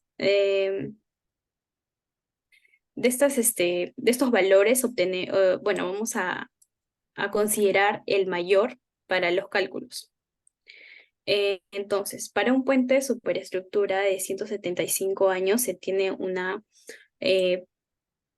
probabilidad de 0.006. Y vamos a necesitar los coeficientes R que se obtiene de un gráfico. En este caso, este gráfico tenemos que intersectar el CB, que pertenece a este valor que hemos hallado de 0.3, con la probabilidad, que es este valor de acá, que lo pasamos a porcentaje y es 2%. Entonces, al intersectar este valor, nos sale que es 0.49. Entonces, lo colocamos aquí para realizar los cálculos siguientes. Luego, el valor del K, que es la intersección de la probabilidad, el porcentaje de probabilidad con el CS, que en este caso se obtiene de este valor mayor que hemos calculado que le he explicado hace un momento. Entonces, hemos realizado una interpolación porque no es un dato que se obtiene, que está dentro de la tabla. Entonces, al interpolar obtenemos un valor de 2.45. Este valor se ha colocado aquí y luego hemos realizado el cálculo para el caudal máximo, luego para el caudal, la variación del caudal, y por último tenemos un caudal que es de 1399.06 metros cúbicos sobre segundos. Y aquí podemos observar una tabla resumen de todos los métodos que ya hemos explicado, los caudales que se han obtenido. En este caso podemos ver que el menor caudal que se obtenido es para el método de Berkeley y el mayor ha sido para el método de Barrett. Y son muy dispersos por los métodos teóricos. Ahora a continuación mis compañeros van a explicar. Hemos realizado 12 modelos para el cálculo del modelo hidráulico en HMS. Y luego vamos a hacer una comparación de los métodos teóricos con los caudales obtenidos de los métodos por el modelo del HMS. Bueno, voy a compartir la pantalla. Con respecto a lo que viene siendo el caudal, el cálculo del caudal con HMS, vamos a tener en consideración que, bueno, nos va a permitir tener un caudal un poco más preciso, en el cual hicimos uso de precipitaciones del mes de febrero del año 2022, y aquí identificamos que justo en este mes se daba la mayor o la precipitación máxima de todo el año de 2022. Ahora, esto se extrajo de fuentes como las del CENAMI. Y aquí en esta tabla van a poder observar, por ejemplo, la data, ¿no? De cuánto es la precipitación por año, mes, de acuerdo al año, el mes y el día. Y la precipitación máxima, que como les comenté, para el año 2022 fue justo 34.5 que se dio en este mes, ¿no? Mes de febrero. Bueno, una vez realizado esto, vamos a tener en consideración que para esto, como comentó mi compañera, se va a realizar 12 modelos. El primer modelo que vamos a realizar va a ser un modelo que se ha realizado sin pérdidas y con una transformación mediante el método de SCC Unit Hydrographic. Y a partir de esto vamos a poder ver que se hizo uso justo de esta plataforma y cómo se dieron cada uno de estos datos. Ya que en este modelo se realizó uno que era sin pérdidas y con un método de transformación, voy a mostrar como un ejemplo el segundo modelo, que fue el cual se trazó ya con un método de pérdida, perdón, con un factor de pérdida y también con transformación, para que sea un poco más completa la explicación. Bueno, en este modelo número 2 realizamos una simulación con pérdidas mediante el método del número de curva, y la transformación por el método de CSC, unidad hidrográfica. Bueno, para ello, primero tuvimos que entrar al software EKHMS. Para ello, cuando tú aún no has creado ningún modelo, pues tendrás que ir a nuevo. Tendrías que aquí colocar, por ejemplo, el nombre que quieres, no sé, modelo 2 o modelo 1. Colocar la descripción que quieras. En nuestro caso colocamos nuestros apellidos. Y bueno, aquí como que buscar, ¿no? Por ejemplo, el lugar, dónde lo quieres guardar o en qué carpeta lo quieres guardar. Como nosotros hicimos esto, pues solamente en nuestro caso colocamos abrir el archivo que ya tenemos realizado, que es el modelo 2. Para este modelo, pues el primer paso que hicimos fue que nos dieron solamente la carpeta que dice modelo 2. Fuimos para componentes, fuimos a Basin Model Manager y en esta parte pues colocamos nuevo, ¿no? Bueno, en este caso colocamos nuevo y acá colocamos Pampas 25N, que justamente es la cuadrícula que tiene nuestra zona de estudio. Una vez puesto este nombre de Pampas 25N, acá colocamos Pampas 25N, en este caso dice Basin 1, colocan crear y lo cierran. Ya está creado. Una vez que ya se ha creado esto, van a encontrar justo la parte de Basin 1, les va a aparecer lo que se ve en pantalla, que es esto, ¿no? Que está aquí en pantalla, que es eh, que es como que la pizarra que se ve en este software. Y bueno, una vez realizado esto, van a tener que colocar. ¿Qué van a colocar? La subcuenca y también su punto objetivo. ¿Esto qué representa? Bueno, pues representa lo que se ve acá en el AutoCAD. No sé si estoy compartiendo toda la pantalla, pero por si acaso voy a compartir nuevamente todo. Se puede observar lo que está aquí en el AutoCAD, que es prácticamente el punto objeto, pues el punto que nos dio el profesor encargado del salón, que es el profesor Palacios. Y bueno, acá van a poder usar el punto objeto, ¿no? Que era justo la cota que es la cota menor y la cota que va a recibir todo. Y por otra parte, pues van a iniciar la parte inicial de toda la cuenca, que es esta zona de aquí. No sé si se puede ver. Voy a pintarlo en la parte de acá. Bueno, una vez ya claro esto, se va a colocar lo mismo, pero representado con esas figuras, ¿no? Van a colocar este recuadro que dice Subbasing y lo van a colocar aquí. Cuando tú, por ejemplo, creas uno, te va a parecer que coloques el nombre de este. Entonces vas a colocar subcuenca A. Una vez que termines de crear esto, pues vas a ir al otro lugar que te dice Sync. Entonces le das clic a esto, nuevamente como que llevas, por ejemplo, esto de acá, lo llevas para acá, le das clic y te va a salir el nombre que le quieras colocar a este elemento, que va a ser en nuestro caso el punto objeto. Bueno, y una vez que has creado todo eso, pues te va a salir esta tablita de subcuenca. Es como que justamente el subbasing, te va a hacer las características y parámetros de esta.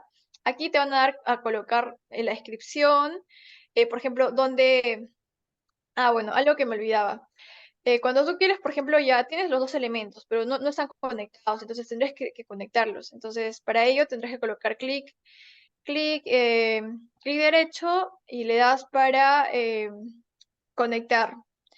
Y bueno, acá me sale Delay Connection porque ya está hecho, entonces no lo voy a borrar, ¿no? Entonces por eso no coloco, pero cuando tú no lo tienes creado, pues te sale para que salga justo la conexión. Le darías clic primero a la subcuenca y le das clic al punto objeto y ambos se unen.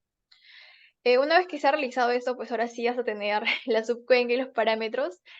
Eh, Vas a tener justo el punto donde desenfoca toda la parte del caudal que va a ser el punto objeto, ya que el orden de esta unión fue de subcuenca para punto objeto. El tercer punto va a ser el área que va a tener tu cuenca. Bueno, el área, como ya he mencionado, pues el área de toda mi cuenca es de 53 una cosa puede ver mejor, de 53.13 kilómetros cuadrados aproximadamente. Y bueno, ese dato se coloca aquí. Eh, Puedes colocar también tu latitud, tu longitud, pero en este caso no lo hemos colocado, más que nada por temas prácticos. Y bueno, también puedes colocar, por ejemplo, si hay nieve, de acuerdo a las condiciones del lugar, si hay también, por ejemplo, pérdida. En este caso, como les comento, para el modelo 2 realizamos pérdida. El método de la pérdida puede tener diferentes métodos. En nuestro caso realizamos el método del número de curva. Y bueno, también puedes colocar el método de transformación. El método de transformación es de unidad hidrográfica en nuestro caso. Y con respecto al caudal base, que es base flow, este método no hemos colocado ningún dato, así que lo colocamos como ninguno. Bueno, una vez que tengas ya todo esto realizado, vas a darle a este icono de guardar del disquete o del cassette, no sé. Y una vez que tengas esto, vas a pasar ahora a pérdidas, que es lows. Una vez que tengas esto, vas a ir a número de curva y al porcentaje de desviación. Entonces, una vez que tengas el número de curva, que es 86, aquí viene la pregunta, ¿no? ¿De dónde sacas el número de curva? El número de curva van a poder observar aquí en el documento que se ha sacado de esta tabla. Aquí hay una tabla que te da el número de curva. Voy a ampliar un poco el zoom. En esta tablita, pues se puede observar el número de curva de acuerdo al uso de suelo y también al grupo de suelo hidrológico. En nuestro caso, nosotros tenemos un suelo hidrológico de tipo D. Además, que el uso de suelo se va a dar principalmente, según consideramos nosotros, para un tema de cultivo en surcos, que sería bastante ideal para considerando la zona y el clima que tiene ese lugar. Eh, un cultivo en surcos, colocamos como tratamiento práctica que sea en contorno y la condición hidrológica tiene que ser buena. Considerando que nuestro grupo hidrológico es D, pues te da un valor de 86. Voy a ampliar un poco más la tabla y te da un valor de 86 y por eso es que el CN es 86, como se puede ver acá, ¿no? Los parámetros de pérdida de la subcuenca A son 86 y bueno, con respecto a lo que viene siendo el dato anterior, pues se coloca solamente 0 para la impermeabilidad, ¿no? Ya que no se considera. Y bueno, a partir de esto, pues ya tenemos este dato, pasamos ahora a la transformación. La transformación es el tiempo de retardo. El tiempo de retardo en minutos. Entonces, como nosotros consideramos el método de Kirchhoff como el más ideal, a pesar de que hicimos el resto, pues sería solamente multiplicar el número de Kirchhoff por 0.6, que es lo que se ve acá en la pantalla, y sale de esta parte. Número de Kirchhoff por 6, 21.7. Bueno, ahí sale 21.7 y ya una vez que hicimos todo esto, pues pasamos ahora al segundo plano, que es componente y vas a modelo meteorológico. Le das clic a modelo meteorológico y te va a salir esta tablita que te va a decir como que crear nuevo, ¿no? Porque en mi caso ya es meteorológico 1, eso ya es el modelo que yo he creado. Tú creas uno nuevo y te sale. Como yo lo tengo creado, pues solamente lo abro. El modelo meteorológico 1, pues en descripción coloco con pérdidas, que es mediante el método número de curva. El replace, tenemos que colocar set to default porque lo tienen que calcular de forma como que automática, estos datos de modelo meteorológico. Y bueno, acá vamos a basing y colocamos yes para incluir el subbasing de todo este modelo. Por último, pues vas a ir a specific yetographic, o sea, yetográfico específico. Y vas a ver acá que el gauge va a salirte ninguno. Te va a salir ninguno porque no has creado aún ningún gauge. Entonces vas a ir a componente nuevamente y vas a entrar al tercer punto, que es el control, las especificaciones de control, ¿no? Entonces entras aquí y, bueno, le das clic al control 1, que es lo que ya has creado, colocas en descripción con pérdidas, número de curva, y acá vas a colocar ¿qué? Vas a colocar la fecha de inicio y la fecha final que tú quieres que este control como que mida. En nuestro caso, pues como les expliqué al inicio, hemos considerado adecuado medir el mes de febrero, ya que fue el que tenía mayor cantidad de precipitación en el año 2022. Por eso se pone como fecha inicial el 1 de febrero de 2022 y fecha final el 28 de febrero de 2022. La fecha de inicio tiene que ser siempre 00 porque hemos intentado cambiarlo por otros datos y no ha salido como esperábamos, así que siempre es 00. Se inicia 00 y termina 00. El tiempo de intervalo es un día, ya que queremos medir un mes completo. Ya, una vez que hiciste esto, lo guardas nuevamente, vas a componente y entras a Manager Data de el tiempo de serie. Y bueno, aquí, ¿qué vas a hacer? Vas a darle clic y nuevamente vas a crear un nuevo gauge. Entras y creas esto y te va a salir esta carpeta, ¿no? Entras a la parte de Gauge 1 y acá vas a observar la descripción que es con pérdidas, número de curva. Vas a ver también aquí las unidades, que eso no lo cambias, eso no se toca. Y el tiempo de intervalo que es un día. Ya, eso sí o sí tiene que ser con un día. Si le das clic a este más que sale en Gauge, te va a salir esa tablita, que es como que el tiempo, el tiempo en el cual se va a realizar justo esta corrida. Bueno, la corrida que vas a realizar se va a dar también todo el mes que colocas al inicio, del 1 de febrero hasta el 28 de febrero, de 0 horas hasta las 0 horas. Ahora, una vez que tengas estos datos, te va a salir una tabla. Y es esta tablita de acá. Ahora, esta tablita es bastante similar a las que les he mostrado en el documento de Word, que es justo la que salía, bueno, no voy a subir mucho más arriba porque va a ser muy tedioso, pero es la tablita de precipitaciones que te dan por el mes de febrero.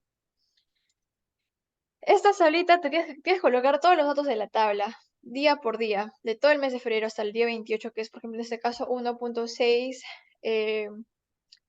1.6 y el 2 de febrero que era 0, ¿no? Si es 0, pues solamente lo colocas 0. Y eso se extrae de la página del Tsunami. Ya, después de eso te va a salir el gráfico, ese es el hietograma. El hietograma va a medir tanto la precipitación que pueden observar mediante un periodo transcurrido de tiempo, que son días. Y, bueno, ahí se puede usar el hietograma. Este hietograma no va a cambiar para ninguno de los modelos, ya que la información que estamos considerando es la misma, a excepción del modelo número 12, que me parece que es para el mes de marzo, que queremos hacer una comparación. Pero bueno, y una vez que tengas todo esto ya realizado, pues ya creaste tu gauge. Entonces, ¿qué te faltaba? Te faltaba como que unir justo el specific claro, el de acá, en el subbasing, te faltaba unir el subbasing con el gauge. Entonces, el subbasing es la cuenca A, es la subcuenca A, perdón, y el gauge es el gauge número 1 que has creado hace un momento. Entonces le das clic a gauge 1 y bueno, pues no solamente ya corres el modelo. Ahora, ¿cómo corres el modelo? Pues tienes que ir a Compute, tienes que ir a Compute, tienes que ir aquí a crear, a crear uno nuevo y, a ver, un momento, crear uno nuevo y vas a ir a simulación de corrida. Cuando entras a esta parte te va a salir esta pantalla que le vas a dar un nombre a tu corrida. En mi caso yo ya le he dado un nombre a mi corrida que es corrida 1, modelo 2, así que yo no lo voy a hacer, pero en caso que tú no lo hayas hecho tienes que darle next, next, next, next hasta que se cierre la ventana. Una vez que tengas esto te va a salir en la parte de aquí la corrida 1, modelo 2 y lo que vas a hacer es correrlo. Le das clic a esta parte y el modelo corre. Para que sepas que está bien tu modelo tiene que salirte justo esa pantallita con el 100, ¿no? Que es también justo lo que acá se muestra en la pantalla, en el informe. La corrida con el 100% para todos los modelos porque han sido correctos y al final te va a salir pues una tabla. ¿Cómo se va la tabla? Vas a resultados, vas a simulación, vas a corrida 1, modelo 2, vas a subcuenca y entras a la tabla. Y en la tabla vas a poder observar, por ejemplo, el caudal. ¿Cuál es el caudal? Pues el que tiene la unidad de metros cúbicos sobre segundo, que es 14.1. Y ahora, este dato pues lo colocas solamente como captura de pantalla en el informe, lo hemos colocado de esta forma.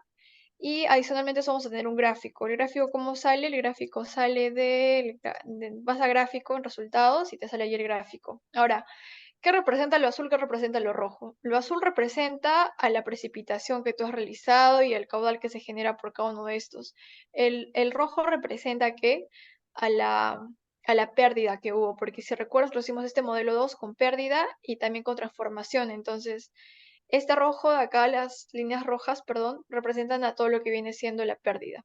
Hay algunos modelos que nos han salido con pérdida completa, entonces el caudal que nos dan es cero. Y eso sí puede suceder, porque si hay una pérdida grande al inicio, pues también puede haber que quizás el río o el lugar donde transcurre el fluido, pues se llegue a secar, ¿no? Y no haya caudal. Em, y bueno, eso es con respecto al modelo 1, al modelo 2, perdón. Eh, Se podría explicar todos los modelos que son en total 12, pero por temas de tiempo no se van a explicar. Sin embargo, como que la dinámica se repite, ¿no? Se repite para cada uno. Por ejemplo, si es un modelo, si quieres hacer otra corrida, pues solamente cambias el tipo de pérdida de método, lo cambias por otro método y el método de transformación también lo puedes cambiar por otro método. Eh, mi compañero, eh, Mi compañero Mark también hizo unas corridas adicionales que también quizás les podría explicar de forma un poco más rápida. Eh, y bueno, eso sería todo con respecto a lo que viene siendo el HMS. Bueno, solamente para explicar algo rápido nada más, en una parte donde mi compañera expone que se han hecho corridas solamente, aparte de considerarlas para el mes de febrero, también se consideraban para el mes de marzo, en las últimas se van a apreciar, eh, quizá, no sé qué tan grande sea posiblemente el cambio, pero la idea de poder hacer esta corrida entre un mes y otro era poder analizar y poder comparar cuáles eran los cambios y qué afectaban, ¿no? Entre un mismo método y otro. Y antes ya de pasar a las conclusiones, simplemente para que puedan visualizarlo, vamos a irnos a la última corrida, que era el número 12. Bueno, aquí está. Eh, Listo. Espera, espera, espera. Ahí, perdón, 10, 11 y 12. Acá está. Ok. Bueno, acá como ya explicó mi compañera, la idea es la misma. La idea es la misma. Creas tu subcuenca, creas una cuenca, te vas ¿cómo se llama? A delimitar el área de acuerdo ¿cómo se llama? Al área de la cuenca que tiene respecto en cualquiera sea el caso. Y bueno, ahí te limitas y colocas si es que quieres que haya ¿cómo se llama? Una pérdida o no. Y bueno, para este caso simplemente se ha podido recorrer una, este, una corrida de Clark sin pérdida, algo sencillo. Y bueno, ya esto sería ya un poco repetitivo, pero para este caso se hicieron, ¿cómo se llama? Cálculos para hallar el tema del tiempo de concentración y ¿cómo se llama? El coeficiente respectivo. Entonces, para ello se calculó, cabe recalcar que esto de acá ya se calculó anteriormente, por eso me lo estoy saltando, para que se pueda ir directamente a los resultados, ¿no? Luego los parámetros de tiempo, acá como se puede ver es sin pérdida por día, se calculó acá de acuerdo a esto en el mes de marzo, del 1 de marzo hasta el 31 de marzo, ¿no? Y acá se tiene la tabla en el cual se colocó las precipitaciones. Obviamente no necesariamente va a ser lo mismo, puede que haya una cierta variación, así que eso lo vamos a ver ahora mismo. Y acá se tiene el dietograma, ¿no? Que se puede ver cómo va cambiando la precipitación a lo largo del mes de marzo. El, perdón, los datos meteorológicos, Luego van bueno, la última parte en donde calculas anclas el gauge a la subcuenca para que se pueda colocar en el control y pueda resultar una corrida satisfactoria. Y bueno, nada, de acuerdo a ello, como se puede ver acá, ¿dónde está? Ya bueno, acá como ustedes pueden ver, como ya lo explicó así brevemente, mi compañera explicó algo súper importante, que es que el tema de la curva roja, de las barras rojas, que representan lo de la pérdida, ¿no? Entonces, en este caso, como no se implementó la pérdida, no se puede apreciar, acá solamente se aprecia el tema de la precipitación y el caudal a lo largo del mes de marzo. Y bueno, esto, de acuerdo a como le explicó mi compañera, se puede estar realizando para diferentes meses, se puede hacer una comparación entre cada uno, se puede hacer con pérdida, sin pérdida, de diferentes métodos y todo ello, ¿no?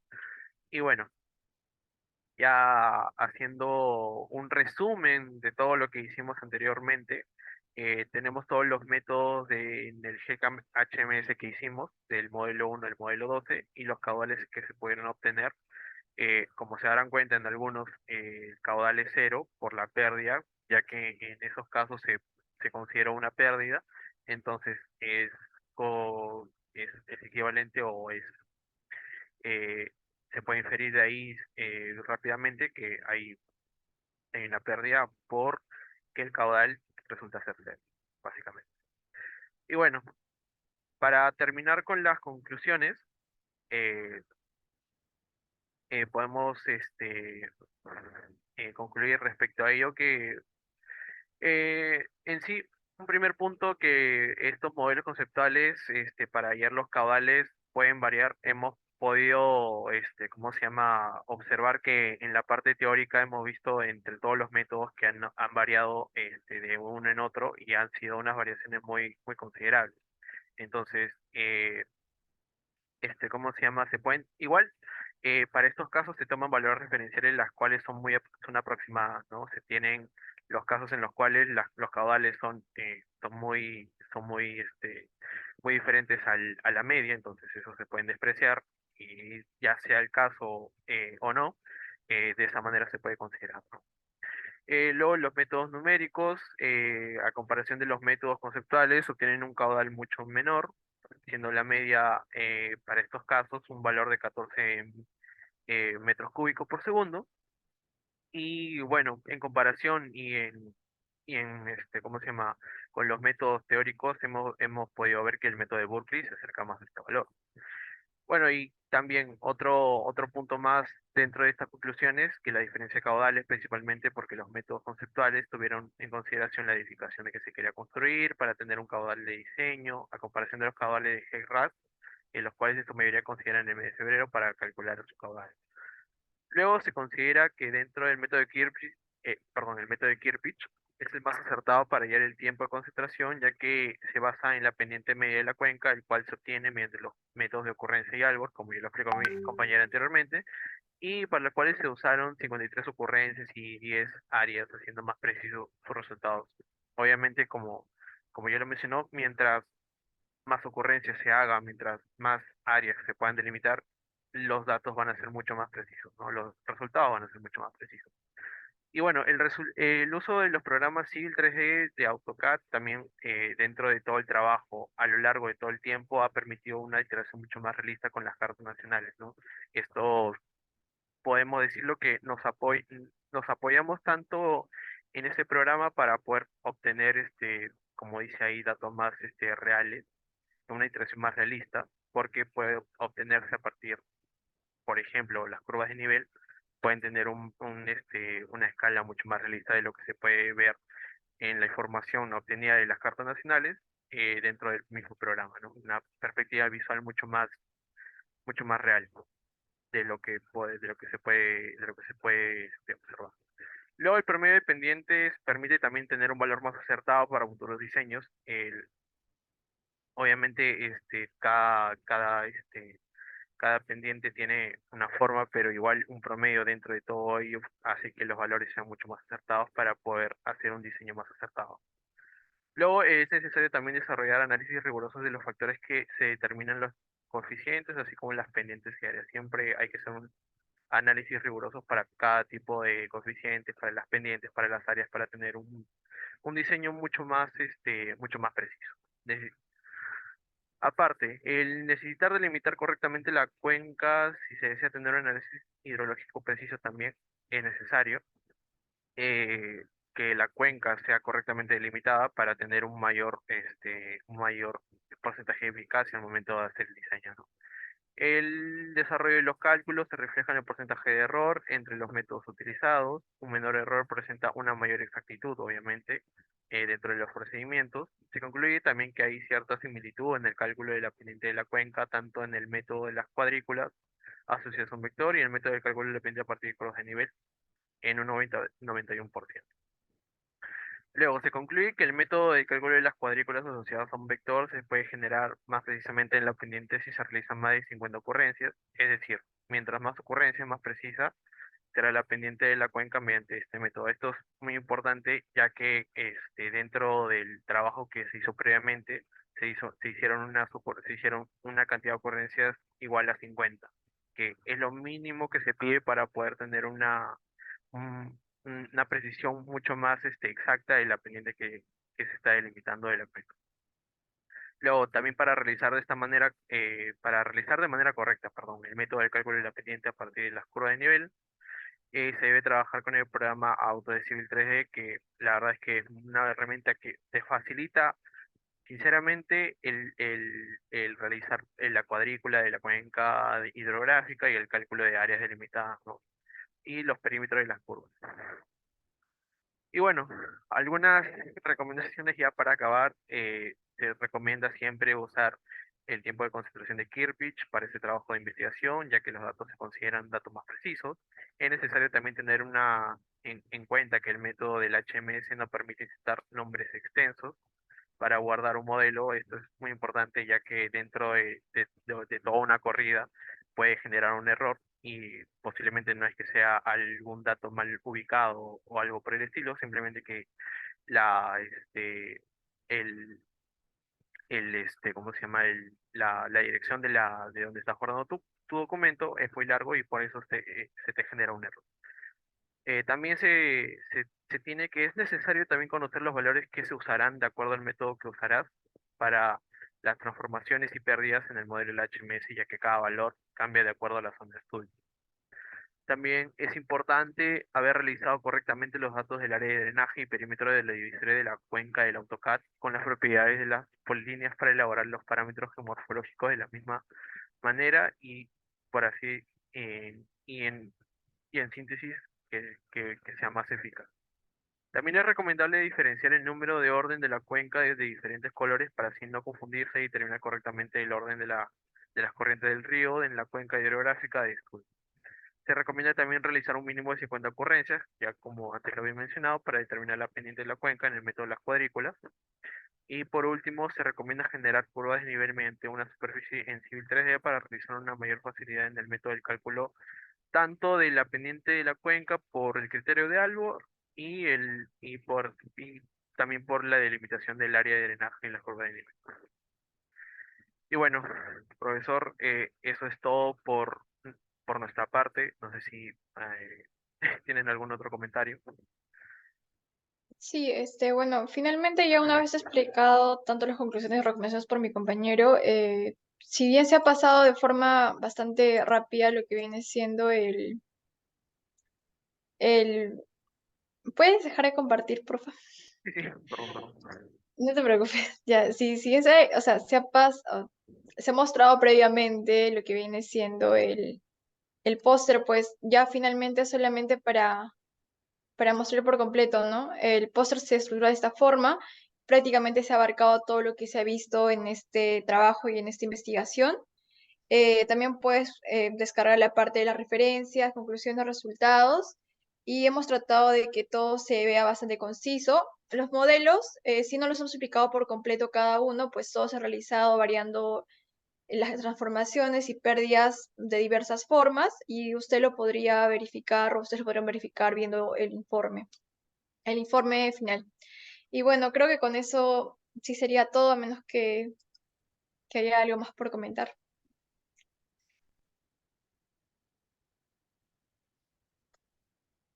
Bueno, eso sería todo, profesor. Muchas gracias. Muchas gracias, profesor.